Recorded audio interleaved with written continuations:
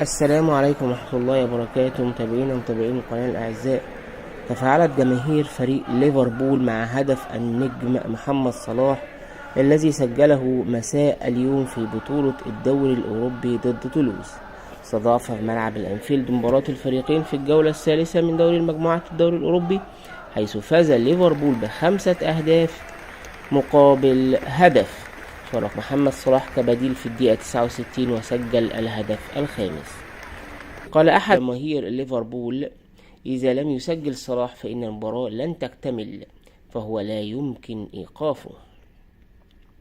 وقال آخر: محمد صلاح رائع حقا، لقد فقدت الكلمات، يا له من لاعب كرة قدم، دعوه يعتزل في نادينا.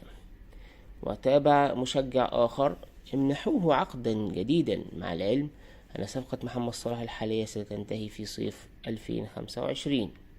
وأكد خامس: كنت أعلم أنه محمد صلاح سيظهر في لوحة مسجلي الأهداف اليوم. في حين قال مشجع: محمد صلاح دائما يسجل. وقال آخر: الملك لا حاجة إلى الكلام. بينما قال أحد المشجعين: محمد صلاح لا يخيب الآمال أبدا. ووصف آخر محمد صلاح قائلا: أكثر لاعب ثباتا من حيث المستوى على قيد الحياة. والسلام عليكم ورحمة الله وبركاته.